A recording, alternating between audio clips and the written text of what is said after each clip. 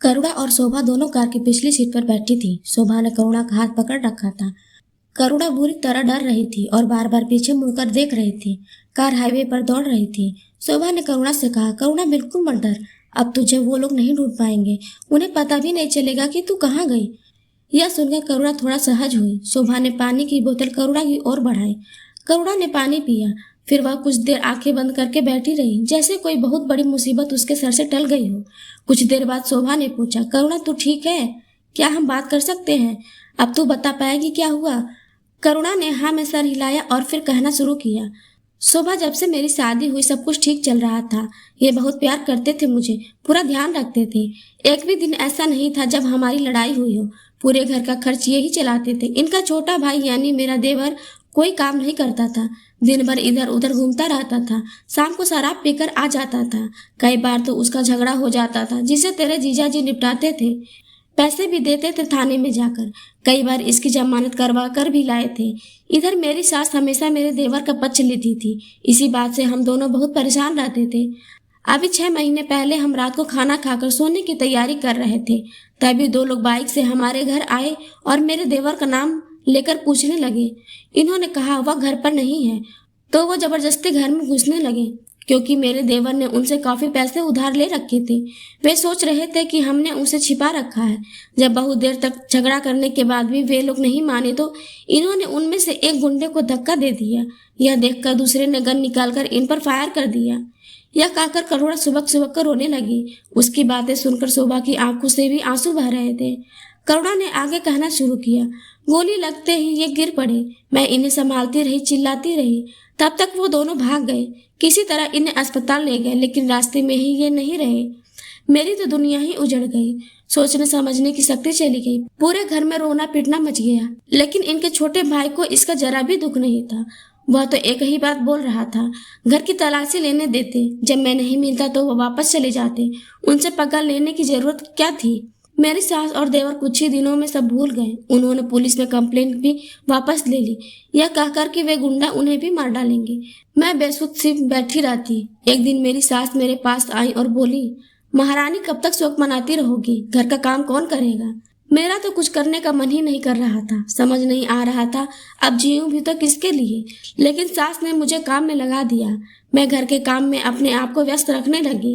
कुछ दिन बीत जाने पर मेरी सास एक दिन मेरे पास आई और बोली, करुणा जिंदगी बहुत लंबी है, तेरा वैसे भी कोई सहारा नहीं है। तू मेरे छोटे बेटे यानी अपने देवर से शादी कर ले। यह सुनकर मेरे होश उड़ गए कि ये क्या बोल रही हैं। मैं तो सपने में भी ऐसा नहीं सोच सकती थी। अब मुझसे बर्दाश्त नहीं हुआ और मैंने अपनी सास को साफ साफ बोल दिया, खबरदार माँ जी, जो आज के बाद उस शराबी का नाम मेरे नाम के साथ जोड़ा। मैं अपने पति की खातिर आपकी सेवा करने के लिए यहाँ पड़ी हूँ। मैं मर जाऊंगी लेकिन कभी उस शराबी से शादी नहीं करूंगी। यह सुनकर मेरी सास बहुत गुस्सा हो गई और बोली, मैं भी देखती हूँ कैसे शादी नहीं करती। जब वो किसी दिन तेरे साथ जबरदस्ती कर लेगा तो तुझे मजबूरी में शादी करनी पड़ेगी। मेरी सास के रहते ये सब नहीं हो सकता था, क्योंकि गांव में सब जान जाते। आज दोपहर को जब मैं घर का कूड़ा फेंकने घर के पीछे जा रही थी तो मेरी सास मेरे देवर से कह रही थी कि मैं आज रात तेरी मौसी के घर जा रही हूँ, तू रात को करुणा को अपने वश में कर लेना। ये ले पैसे, अभी पी आ, रात को मत पीना। सुबह हम लोगों से कह देंगे शराब के नशे में ये सब हो गया, तब दोनों की शादी कर देंगे। यह सुनकर मेरे देवर ने कहा, लेकिन माँ वो नहीं मानी तो? तब मेरी सास ने कहा, उसके हाथ पर तोड़ देना, फिर न कहीं भागने लायक रहेगी न किसी को कुछ बताने लायक। मैंने यह सुना तो मेरे पैरों तले जमीन खिसक गई। मेरी सास तो चली गई। मेरा देवर पीकर आंगन में पड़ा था। मैं चुपचाप अपनी जान और इज्जत बचाकर भाग गई। यह कहकर कौड़ा फूट फूट कर रो पड़ी। उसे रोता देखकर शोभा भी रोने लगी। हे भगवान, तू इतना सब सहती रही? मैं तो सोच रही थी तू बहुत सुखी होगी। करुणा ने रोते हुए कहा, बहन लगता है मेरी किस्मत में सुख है ही नहीं। कभी कभी तो सोचती हूँ मर ही जाऊं। शोभा ने उसे समझाते हुए कहा, नहीं करुणा, मेरे रहते तुझे चिंता करने की जरूरत नहीं। अब से तू हमारे साथ रहेगी। करुणा शोभा के गले लगकर रोती रही। रास्ते भर शोभा उसे तसल्ली देती रही। कुछ देर में करुणा को जैसे नींद आ गई। शोभा ने करण से बात की। करण, तुझसे पूछे बगैर मैंने करुणा को अपने साथ रहने के लिए बोल दिया। तुम्हें बुरा तो नहीं लगा? करण ने कहा, कैसी बात करती हो शोभा, मुझे तो बहुत खुशी है कि हम किसी के काम आ रहे हैं। कुछ ही देर में तीनों घर पहुंच गए। शोभा ने करुणा को गेस्ट रूम में ले जाकर सुला दिया। उसके बाद दोनों अपने बेडरूम में आ गए। थक जाने के कारण करण तो सो गया, लेकिन शोभा की आंखों से नींद गायब थी। पिछले 3-4 घंटों में इतना कुछ हो गया जिसे सोचकर उसे यकीन नहीं हो रहा था। अगले दिन करुणा सोकर उठी। वह अपने बिस्तर पर बैठी थी। उसका सिर्फ दर्द से फटा जा रहा था। तभी शोभा उसके कमरे में आती है। कैसी है करुणा, क्या हुआ, सिर पकड़े क्यों बैठी है? करुणा ने शोभा से कहा, कुछ नहीं, सिर में बहुत दर्द हो रहा है। शोभा फटाफट गई और उसके लिए एक टेबलेट ले आई। उसे गर्म पानी से टेबलेट दी, जिसे करुणा ने बिना कुछ पूछे खा लिया। शोभा बोली, करुणा तू आराम कर, अभी मेड आएगी। घर का काम करने के लिए मुझे हॉस्पिटल जाना होगा। मैं तुझे बताना भूल गई, हम दोनों ने नौकरी छोड़कर अपना हॉस्पिटल खोल दिया है। इसी कारण मैं 2 साल से तुझसे मिलने नहीं आ पाई। मेरी सास का व्यवहार बहुत खराब है। वो मेरी बेइज्जती करती तो मुझे बर्दाश्त नहीं होता। शोभा बोली, बहन जो हुआ उसे भूल जा और नए सिरे से जिंदगी शुरू कर। लेकिन अभी तू बस आराम कर, ज्यादा मत सोच। भगवान ने तुझे बचा लिया। मैं लेट हो रही हूँ, तुझसे शाम को मिलती हूँ। और हाँ, घर का कोई काम मत करना, बस आराम कर। कुछ ही देर में मेट आ गई। शोभा ने उसे कुछ समझाया और वो चली गई।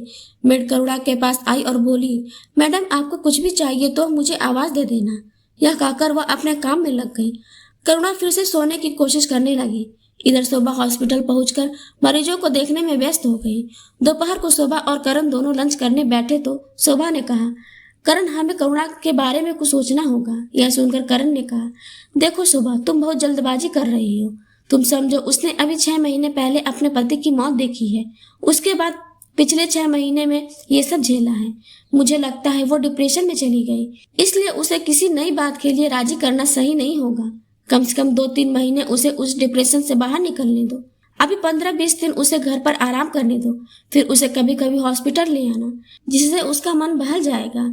लेकिन यह याद रखना, हॉस्पिटल, डॉक्टर, मरीज, ऑपरेशन को देखते ही उसे अपने पति की मौत याद आ जाएगी। इसलिए सब कुछ धीरे धीरे करना। शोभा ने कहा, हाँ तुम सही कह रहे हो। इस सब से उबरने में उसे काफी समय लग जाएगा। करण ने शोभा की हाँ में हाँ मिलाते हुए कहा, फिलहाल एक काम करो, उसे 1 सप्ताह आराम करने दो, फिर उसे शॉपिंग पर ले जाना।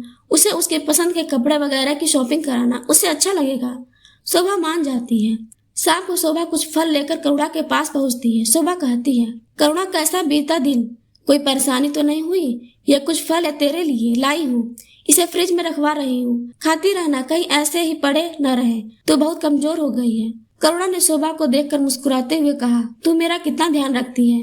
वैसे मैं सोच रही थी कब तक तुझ पर बोझ बनी रहूंगी, मुझे कोई काम मिल जाता तो। यह सुनकर शोभा ने कहा, तू मेरी बहन है, ये घर तेरा है, फिलहाल आराम कर। रही बात काम की तो वो सब बाद में, पहले अपनी शक्ल देख, कितनी कमजोर हो गई है। अगर तू काम करना चाहती है तो पहले खा पी कर सेहत बना, फिर देखेंगे। यह सुनकर करुणा थोड़ा मुस्कुराई। चलो, मैडम के चेहरे पर हंसी तो आई। यह कहकर शोभा हंस पड़ी। इसी तरह समय बीत रहा था। करुणा को आए 2 महीने बीत चुके थे। इस बीच शोभा उसे कई बार बाहर घुमाने ले जाती थी, कभी कभी हॉस्पिटल ले जाती थी। करुणा अब बहुत बदल गई थी। वह अब हंसने लगी थी। शोभा की देखभाल से उसने अपनी सेहत को वापस पा लिया था। इसी बीच करुणा बार बार शोभा से काम के लिए कहती, लेकिन शोभा कोई ना कोई बहाना बनाकर टाल देती थी। इसी बीच करुणा करण से काफी घुल मिल जाती है। करण करुणा से साली साहिबा कहकर थोड़ा मजाक कर लेता था, जिसका जवाब करुणा उसे जीजाजी कहकर देती थी। इसी तरह समय बीत रहा था। 3 महीने बीत जाने पर एक दिन करुणा ने शोभा से पूछा, शोभा देख, मैं अब और बोझ नहीं बन सकती। या तो तुम मुझे कहीं काम पर लगवा दे या मैं कहीं और जाकर काम ढूंढती हूँ। शोभा बोली, तू एक काम कर, कल से मेरे साथ हॉस्पिटल चल। शोभा करुणा को हॉस्पिटल ले जाकर अपने केबिन में बैठा देती है। फिर करुणा शोभा के साथ साथ मरीज देखने जाती है। करुणा धीरे धीरे काम समझ रही थी। 15 दिन में करुणा सब कुछ समझ जाती है।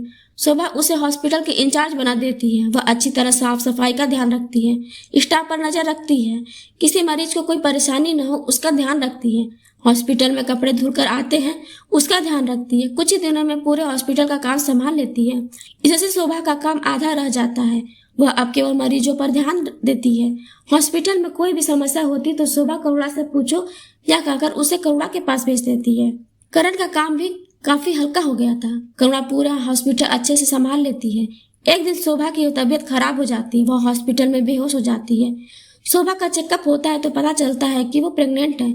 यह सुनकर करण और करुणा बहुत खुश होते हैं। करुणा अब हॉस्पिटल के काम के साथ साथ शोभा का भी ध्यान रखने लगती है। वह शोभा की डाइट का बहुत अच्छे से ध्यान रखती है। करुणा का साथ पाकर शोभा बहुत खुश थी। एक तरफ करुणा पूरा हॉस्पिटल संभाल रही थी, दूसरी ओर शोभा का अच्छे से ध्यान भी रखती थी। करुणा अपना सारा दुख भूल कर काम में व्यस्त हो जाती है। धीरे धीरे वह उस हॉस्पिटल का पूरा संचालन अपने हाथ में ले लेती है। करुणा को पूरे दिन 1 मिनट की भी फुर्सत नहीं मिलती थी, फिर भी वह समय निकालकर एक बार हॉस्पिटल के सभी मरीजों से उसकी सेहत के बारे में पूछने जाती थी। उनका बहुत अच्छे से ध्यान रखती थी। इस सेवा भाव की मरीज और उसके परिजन बहुत सराहना करते थे। कभी कभी तो करुणा घर न आकर हॉस्पिटल में ही रात को रुककर काम निपटाती रहती थी। सुबह उसे फोन कर डांटती थी, सबकी सेवा करते करते खुद बीमार पड़ जाएगी, खुद भी थोड़ा आराम कर लिया कर। लेकिन करुणा यह कहकर टाल देती थी, बहन ऐसा मौका किस्मत से मिलता है।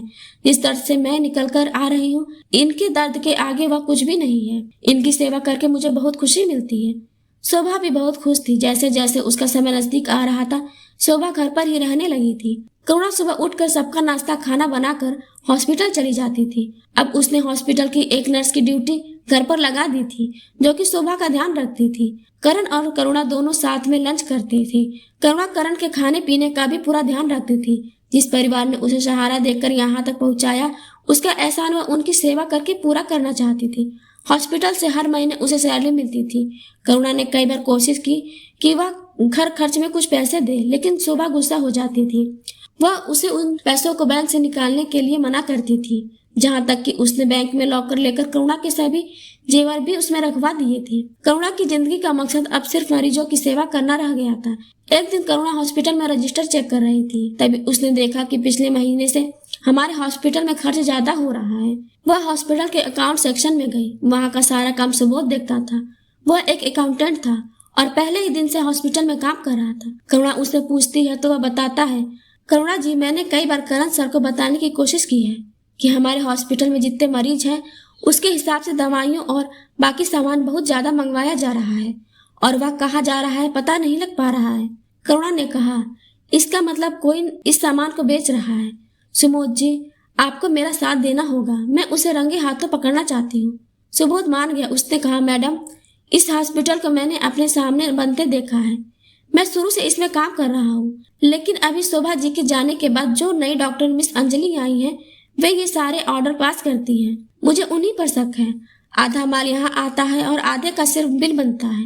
करुणा ने पूछा, आप सही कह रहे हैं? सुबोध बोला, मैं ठीक तो कह रहा हूँ, लेकिन उन्हें पकड़ेंगे कैसे? माल तो यहाँ आता ही नहीं है। अगले दिन करुणा डॉक्टर अंजलि से सीधे पूछ लेती है, अंजलि जी, ये जो स्टॉक आप मंगवाती हैं, उसमें से आधा कहाँ जाता है? यह सुनकर एक बार अंजलि घबरा जाती है, लेकिन किसी तरह अपने को संभालते हुए कहती है, पूरा यही आता है और इस्तेमाल होता है। आप मुझ पर चोरी का इल्जाम लगा रही हैं। वह गुस्सा करते हुए करण के केबिन में पहुंच जाती है। देखिए सर, ये मेरे ऊपर चोरी का इल्जाम लगा रही है। करण के पूछने पर करुणा सुबोध से मिली जानकारी उसे बताने लगी। करण ने सुबोध को बुलाकर सारी बात पता की, लेकिन फिर भी अंजलि के खिलाफ कोई सबूत न मिल सका। अंजलि बार बार सुबोध पर ही इल्जाम लगाकर रोती जा रही थी। उसकी बातों को सुनकर करण ने सुबोध को नौकरी से निकाल दिया। करुणा ने करण को समझाने की बहुत कोशिश की, लेकिन उसने एक न सुनी। इस बात से करुणा बहुत दुखी हो गई। उसने बाहर जाकर सुबोध से बात की, सुबोध जी, मुझे माफ कर दीजिए। मुझे सबसे पहले सबूत ढूंढकर इल्जाम लगाना चाहिए था। मेरे कारण आपकी नौकरी चली गई। सुबोध बोला, अरे आप क्यों परेशान हो रही हैं? मुझे तो कहीं भी काम मिल जाएगा। रही बात इस नौकरी की, तो ये सब उस अंजलि की चाल है। करण सर से मुझे ये उम्मीद नहीं थी। आप बिल्कुल चिंता न करें। सुबोध चला गया। करुणा को यह सब अच्छा नहीं लग रहा था, लेकिन वह कर भी क्या सकती थी? हॉस्पिटल का मालिक करण था। आखिरी फैसला तो उसी का माना जाएगा। लेकिन इस सब से करुणा के मन में करण को लेकर एक दीवार से खिंच गई थी। वह सुबोध की नौकरी खोने की वजह अपने आप को मान रही थी। करुणा समय समय पर सुबोध को फोन कर नौकरी के बारे में पूछती रहती थी।